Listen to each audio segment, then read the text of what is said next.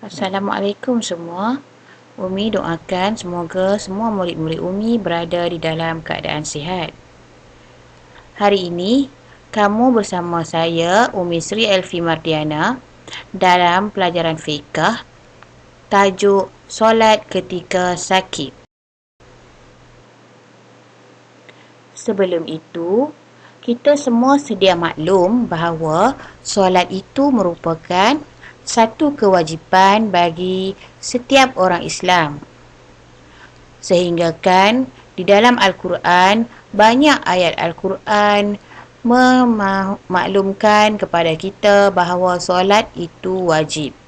Di sini, Umi sertakan Surah Al-Baqarah ayat 238 yang berbunyi, A'udzubillahi minasyaitonirrajim.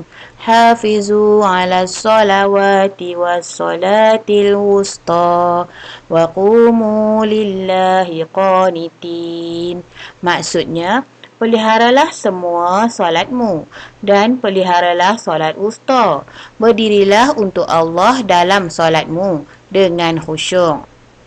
Di situ telah menunjukkan kepada kita bagaimanapun keadaan kita sekarang ini, sama ada kita sihat, kita sakit, kita sedang bermusafir ataupun kita sedang berperang, solat wajib kita lakukan. Mari kita lihat solat ketika sakit. Pengertian. Apakah pengertian solat ketika sakit? Solat yang dilakukan bagi orang yang tidak mampu menunaikannya secara berdiri. Ia merupakan satu rukhsah. Apa maksud rukhsah? Keringanan dalam beribadah yang diberi Allah kepada hamba-Nya. Betapa baiknya Allah kepada kita semua. Walaupun sedang sakit, kita diberi kemudahan untuk bersolat. Mari kita lihat, apakah syarat sah solat orang sakit? Pertama, orang yang sakit tu perlu menutup aurat. Kedua, menghadap kiblat. Ketiga, ada keuzuran. Keempat, suci daripada hadas. Kelima, tahu masuk waktu. Ya, syarat untuk lakukan solat orang sakit ialah mesti dia tu uzur. Syarat keberapa tadi tu? Syarat ketiga, ada keuzuran. Maksudnya ada kesakitan. Dia sakit yang tak boleh membuatkan dia solat seperti biasa. Maknanya, bila dia solat berdiri, dia akan rasa nak pingsan. Ataupun dia rasa nak jatuh. Maka, telah cukuplah syaratnya di situ untuk dia buat solat seperti orang sakit.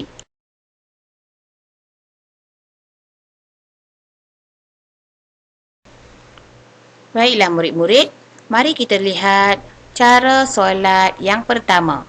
Cara solat pertama ialah solat sambil duduk. Lihat gambar pertama. Kalau tidak mampu solat berdiri, dibolehkan solat sambil duduk. Duduk paling baik ialah duduk iftirash. Duduk iftirash tu bagaimana? Ya, pandai anak murid Umi. Duduk iftirash ialah duduk di antara dua sujud. Okey, bagaimana kalau kita nak rokok dan sujud pula? Mari kita lihat gambar kedua dan penerangannya. Cara mengerjakan rokok adalah dengan membungkukkan badan dan kepala sedikit ke hadapan. Lihat ya, bagaimana gambar tu? Nampak? Dia tunduk sikit. Dia bongkokkan sikit badan dia dengan kepala. Jadi, sujud pula bagaimana? Cara mengajarkan sujud adalah seperti biasa. Kalau dia mampu sujud macam biasa, dia kena sujud macam biasa. Tapi, kalau dia tak mampu sujud macam biasa, bagaimana kita nak buat? Kalau tidak boleh, hendaklah membongkokkan badan dan kepala lebih rendah daripada rukuk. Faham tak tu? Maknanya, perlu ada beza di antara tunduk di waktu rukuk dengan tunduk di waktu sujud. Bezakan sedikit. Maksudnya bila kita nak sujud, kepala tu tunduk lebih sikit pada kita rokok tadi. Begitu caranya. Baiklah, kita lihat cara solat yang kedua, iaitu sambil berbaring mengiring. Lihat ya anak-anak ni, gambar nombor 1 beserta penerangan. Kalau tidak mampu solat duduk, dibolehkan solat sambil berbaring di atas rusuk kanan. Hadapkan muka dan dada ke arah kiblat. Maknanya, rusuk kanan tu kena di bawah, rusuk kiri di atas. Dan muka juga dada ke arah kiblat. Kedua, cara mengerjakan rukuk adalah dengan menundukkan kepala sedikit. Lihat gambar yang disediakan tu. Ketiga, apabila sujud, tundukkan kepala melebihi rukuk. Macam yang kita solat ketika duduk tadi. Perlu bezakan di antara tunduk ketika rukuk dan tunduk ketika sujud. Ingat ya murid-murid Umi? Seterusnya, cara solat sambil berbaring menelentang. Bila kita nak buat ni, berbaring menelentang ni, bila waktunya? Setelah solat ketika duduk tak boleh buat, solat berbaring mengiring pun dah tak boleh buat. Hanya yang boleh satu cara saja, iaitu sambil berbaring menelentang. Bagaimana tu? Mari kita lihat gambar pertama dan penerangannya. Kalau tidak mampu solat berbaring mengiring, dibolehkan juga berbaring menelentang dan meluruskan kedua kaki menghadap kiblat. Kaki tu tala kod kiblat. Orang Kedah cakap. Kemudian, keadaan kepala macam mana? Kepala hendaklah ditinggikan sedikit supaya menghadap kiblat. Bagaimana kita nak tinggikan kepala ni? Siapa tahu? Betul. Dengan cara kita letakkan bantal di bawah kepala kita. Kalau bantal tak ada, kita lipatlah kain tu. Bagi gulung sikit ke supaya dia tinggi. Supaya kepala kita tu tinggi. Yang ketiga, rukuk dan sujud dilakukan dengan menundukkan kepala sedikit. Angkat sikit kepala tu. Maksudnya bila nak rukuk, dia angkat sikit. Bila nak sujud, dia angkat lebih sikit. Kalau tak mampu, jika tidak mampu, memadai dengan menggunakan isyarat mata atau hati. Begitulah tiga cara solat ketika sakit. Mesti murid-murid tertanya-tanya kan? Bagaimana bacaan ketika solat tu? Bacaan dalam solat semua sama seperti bacaan ketika kita solat biasa. Tak ada pun yang kena kurang. Sama juga bacaannya seperti kita solat sempurna. Solat bagi orang sakit atau uzur.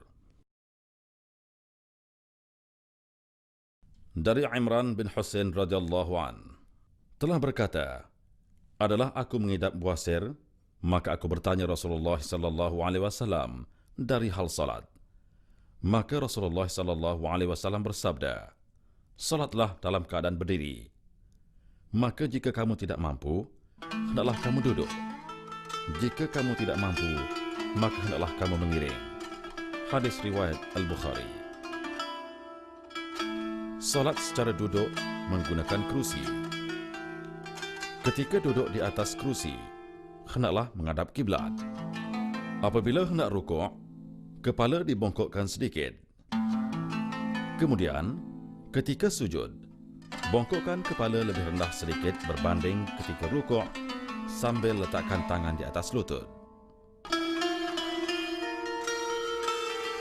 Solat secara duduk dalam posisi antara dua tahiyah. Ketika solat, hendaklah menghadap kiblat.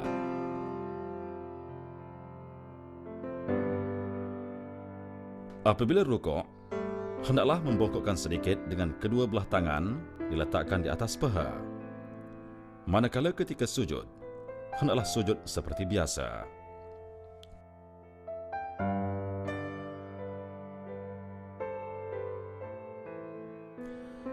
Bagi mereka yang tidak mampu solat berdiri atau duduk, bolehlah solat secara baring. Ketika hendak rukuk, cukuplah kepala digerakkan ke depan.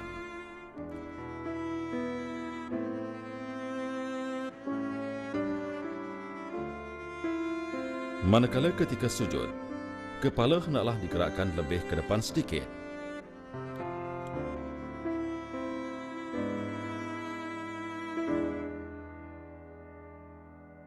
Solat menggunakan isyarat mata dan hati. Dibolehkan bagi mereka yang tidak berdaya bergerak langsung.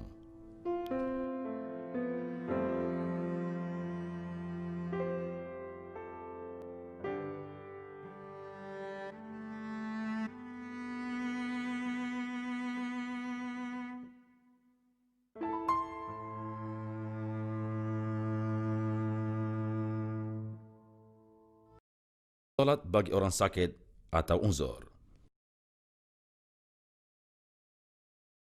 Dari Imran bin Husain radhiyallahu an telah berkata, adalah aku mengidap buasir, maka aku bertanya Rasulullah sallallahu alaihi wasallam dari hal salat.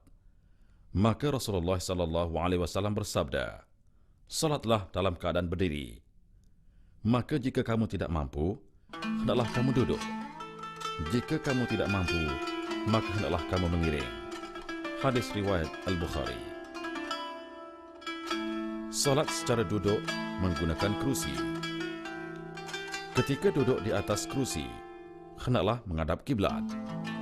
Apabila hendak rukuk, kepala dibongkokkan sedikit.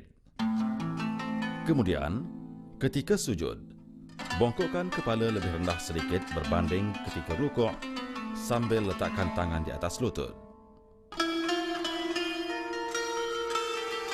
Solat secara duduk dalam posisi antara dua tahiyah. Ketika solat, hendaklah menghadap kiblat.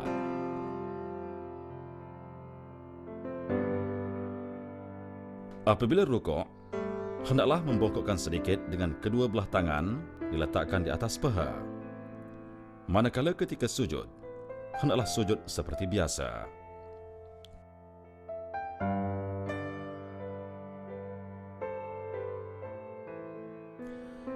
Bagi mereka yang tidak mampu solat berdiri atau duduk, bolehlah solat secara baring. Ketika hendak rukuk, cukuplah kepala digerakkan ke depan.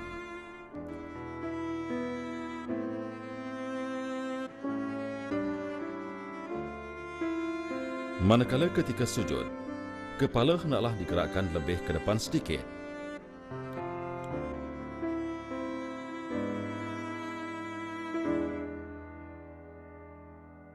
Solat menggunakan isyarat mata dan hati.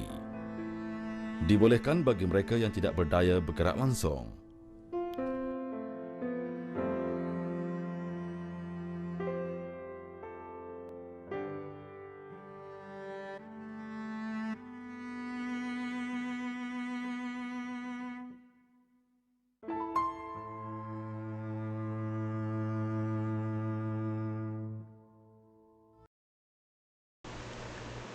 Di sini Umi ada sediakan satu video yang boleh dijadikan rujukan. Video ini Umi ambil daripada YouTube.